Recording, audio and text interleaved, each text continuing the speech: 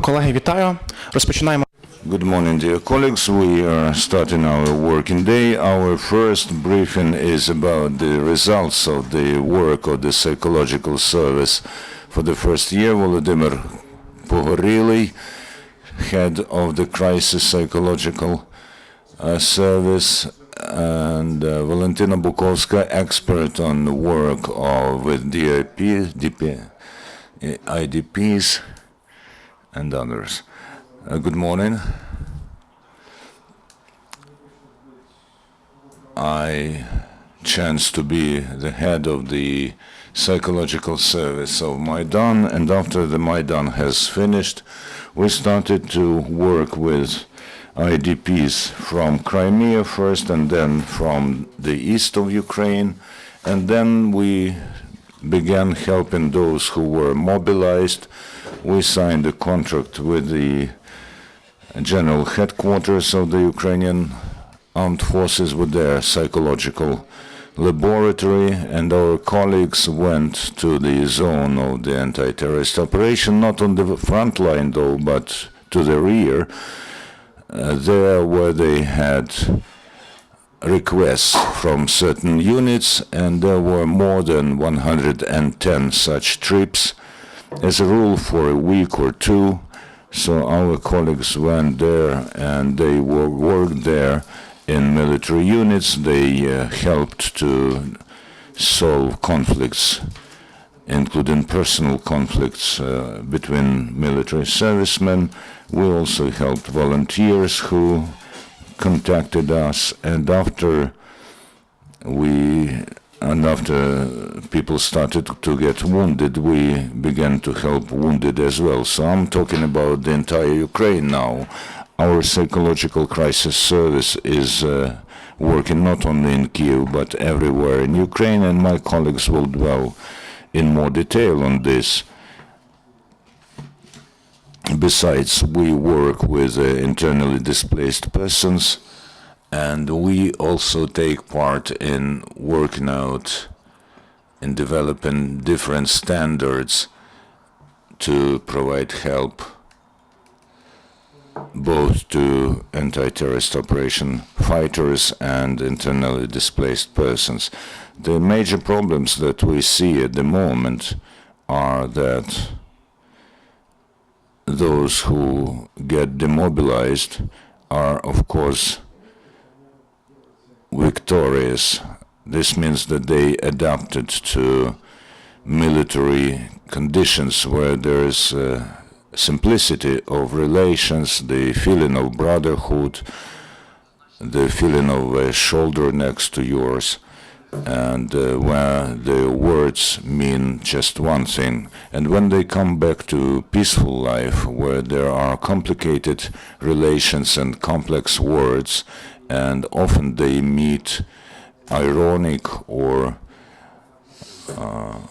other sort of bad attitude towards them, this may lead to that those people lock themselves off, and in their en masse they should be helped to traverse the way from military life to peaceful life.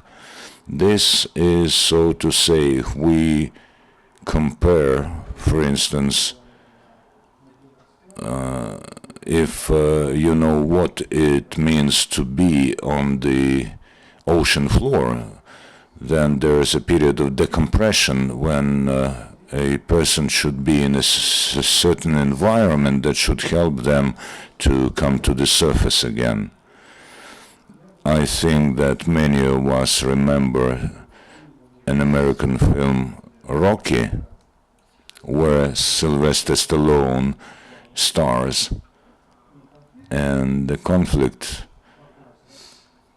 was shown there when a bureaucrat and a policeman was treating a Vietnam veteran badly, and the conflict started. So such conflicts have started to emerge in our society with those who are demobilized, those who are still not demobbed, and regrettably we see that this can lead to a dominoes effect because the trauma that the military get, they carry it with themselves, and this can affect those who work with them, social workers, medical workers, and different bureaucrats. So we call upon state bodies of authority that we are ready to help those who work with population. We can explain how they can work with those who get demobbed, how they should work and communicate to the families of the fallen and those who are still on the front line. I mean, this is a great problem that we should solve together with state officials and bodies of power, and we are addressing them now that we are ready to provide such help, methodological and other sort of help. Besides, we have gathered a lot of material over a year, our experience, and of course tomorrow we are holding a conference that will be devoted to the results of our work. We invite everyone. It will start tomorrow at 10 a.m. at the National Teachers Training University named after Tromanov, Turgenevska Street 14/8. We invite all the correspondents. You will be able to be present there. And of course, there's a lot that you can take from there. Besides, I also wanted to draw attention of those correspondents who are here, that, you know, correspondents who go to the anti-terrorist operation zone and work there with people in the zone, they are also in the zone of the risk of getting a trauma. So we are ready to conduct certain trainings for journalists, how they should avoid burning out and how to avoid this trauma. And at the moment, now my colleagues will talk to you in more details about how our organization worked over a year. And if you have some questions, we will answer them.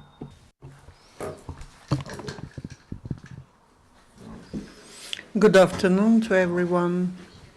Again, I would like to introduce myself. I'm Victoria Kochubei, expert on working with families of victims of Euromaidan and ATO. That is what started in the beginning of March last year, after the tragic events in Maidan, after the heavenly 100 fell. And we realized that the families, the relatives of these people require assistance and help, because that was not just a loss, that was killing of their close to them people. And that event has become trauma, not just for these people, but for the society. And we believe that helping these people, healing their wounds, we can indirectly heal the whole society. But we could not foresee that the war would start, and we will have thousands of people who would be killed. So we are supporting people directly, indirectly by phone, and that is quite a unique method, because during the year we provide such telephone support. Some people are surprised that they don't believe that that is possible, but that is possible, and that brings fruit and produces good results. Also, we organize meetings of the family circle. That is the project when we get the families together for 3-5 days, the groups of adults, the group of children, and they can share their feelings. They can understand what they are surviving, and they can get the resource, the understanding and that they can come out of this condition and understanding of how this could be done. We have very good feedback of the families, very positive experience in organizing such events. Later, we were disseminating that experience in the regions where psychologists are working with the families. We now cover 14 regions, approximately 400 families of the fallen warriors received such assistance. We organized different events in Kyiv, Chernihiv, Dnipropetrovsk, Vinnytsia, Ternopil, and we are planning more. And we also address the authorities, the regional authorities as well. We say that it's important to support such families because very often they feel themselves forgotten. And they feel lack of attention to themselves, indifference of the state, even though they have given away something which is the most dear to their hearts. And that is not an easy topic, but it's important to discuss it in the society and in cooperation with the authorities. Greetings, I'm Valentyna Bukovska. I am an expert on the psychological support to IDPs from the Crimea and the east of Ukraine. We started it in April last year when we had the first IDPs from Crimea. And we were organizing our work in the following way. The psychologists of the crisis psychological service, immediately after the IDPs would come to certain places, were meeting these people at the railway stations where the first psychological and crisis assistance was provided. Then we were providing psychological assistance to these people at the places where they were accommodated. And this work is done not just in Kyiv and Kyiv region, but almost in all the regional centers of the country where there are some IDPs. In May last year, we received first requests from the IDPs from the east of Ukraine. And we were organizing the work same way from the very beginning, from the time when people would come to coordination centers. The psychologists were supporting them, and then they were supporting them at their places of accommodation, at places where there were many IDPs. We work with adults and children. This is the group meetings and individual consultations, and also the groups of psychological assistance. We have the groups of psychotherapy, more specific type of assistance.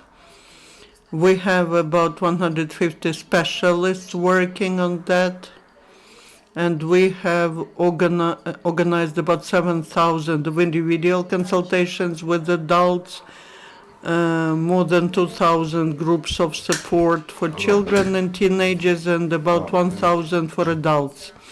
That is the work that we do in 15 cities of Ukraine. We do it on a permanent basis. The IDPs from Crimea are mostly supported over the phone. They come to us to meetings. They got adapted and they understand that they need the assistance, and they have already resources to be able to come to the meeting with the psychologist.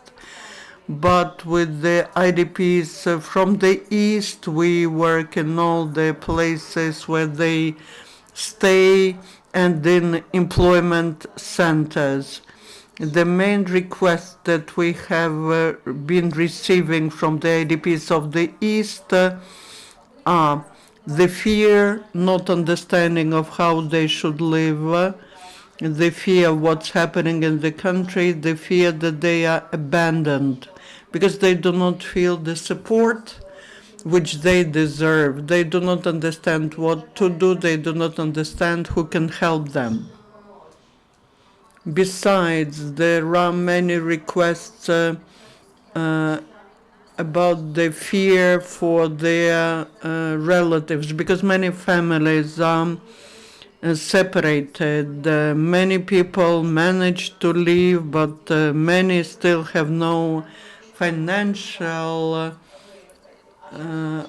possibility to leave the zone, and people have to go back to their homes and they suffer. Another request is how to cope with the emotions and aggression. There's a lot of aggression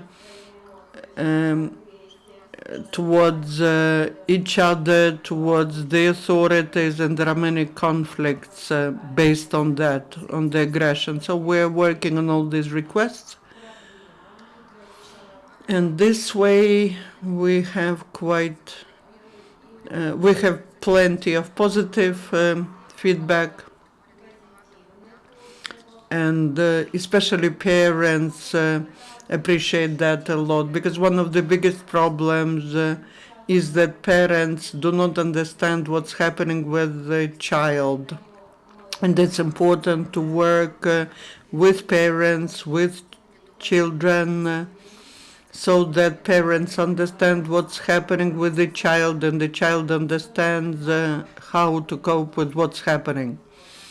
The main problem I would like to mention is the lack of interaction with the state authorities. Very often IDPs are faced with the bureaucratic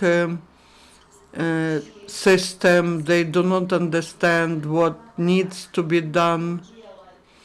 They need to collect many different documents, and the person cannot cope with all that.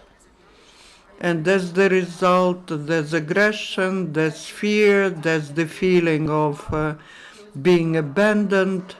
And it is important to pay attention to the state support for such people, especially because these people need it badly. Hello, I'm Katerina Pronoza. I am coordinator on the psychological accompaniment of wounded in Kiev and the Kiev region. Our group started to work late May last year. This was the time when our hospitals and other medical establishments started to get filled with our defenders because they were getting physical and psychological traumas in the anti-terrorist operation zone. At the moment, only in Kiev and Kiev region, almost 50 people work who can provide a psychological help. Those are, everybody are educated specialists with a higher psychological education. They went through training on working with those who are wounded. Also, psychiatrists are involved in this work. Our major problems is the lack of request from a wounded person, and this is a normal reaction of a person to abnormal conditions. And we, in this case, perform the role of the so-called crisis interventionist. So we go to people ourselves and help them stabilize their state, and we also help them to formulate the request with which our experts will work in the future. At the moment, we see that a lot of rehabilitation centers, the so-called adaptation centers, are being opened, and our specialists are involved in their work. And maybe the major problem in our country is that not every medical establishment has an expert with psychological education who, apart from their main therapeutic activity and apart from providing the wounded with therapeutic help, they can also provide psychological help. And that's why we're going there. We talk to the medical establishment, and they give us an opportunity to work with wounded people. One of the directions of our work is working psychologically with the families of wounded, and also with people who won't be able to perform their professional duty because of a wound or because of a psychological trauma. We work individually with those people and also have group meetings with them. We also conduct so-called psychological literacy classes about self-education. We explain to people what is going on with them, why this happened to them, that this is a normal reaction to abnormal circumstances. We try to teach them relaxation and breathing methodology. And this is a major stabilizing factor during the first stages of our interaction with wounded people. And then, in a prolonged way, we provide them with specialized help based on the methods of trauma therapy. But this starts to happen later.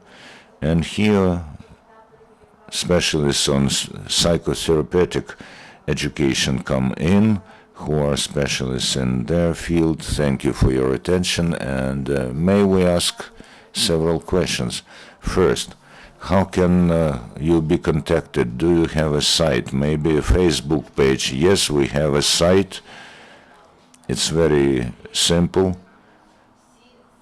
psychservice.org, but in English, PSY, then English word service.org, so psyservice.org. We also have a bulletin, but a full sort of information, detailed information is on this site, psyservice.org, and you can also get our printed matter through it. We have something like 15 different publications for wounded and traumatized people, including military and their relatives. About results, the sooner you start to provide psychological help, those who are in trauma, the better the results are. And this is because in this way we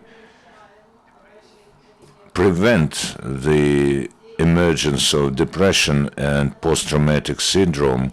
And you know, when there is depression, then there's a risk of suicide. And you know, the war is still going on, and this means that some other people will have to go to the front line, and we have to save those people as a human resource. And in the US, they had a very sad result. During wars, they lost less people than those who committed suicide after wars. And the last question.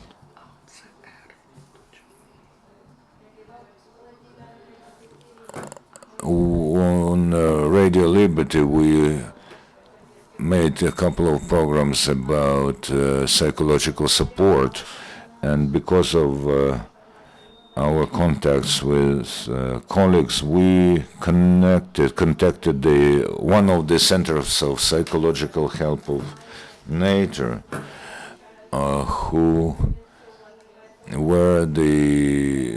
told us that experienced fighters teach new recruits about the ABC of psychological help. Do we have such courses in Ukraine? Yes, we plan to set up such a school, but we need two things for this. First, we are establishing contacts with veteran organizations, and we also have to have some minimum financial resource, because, you know, we are a self-paying service. We don't get any help from the state. Sometimes we get some help from donors, and sometimes we get grants, but this is all very, very small amounts of money. I also want to tell you that they will create such groups at the state level where we'll take part in teaching such veterans who in the future will teach the combatants to provide such help. And also we know the principle of peer help, which is very, very topical today. And I can tell you that in the Kiev hospital there's a girl who is on judging from appearance, she's fully capacitated, but unfortunately she has lost part of her leg, but still she goes around and she smiles to guys and she works with them, and you will never tell that she has such a problem. And maybe this is not a problem for her anymore. Thank you very much. We will expect that you will come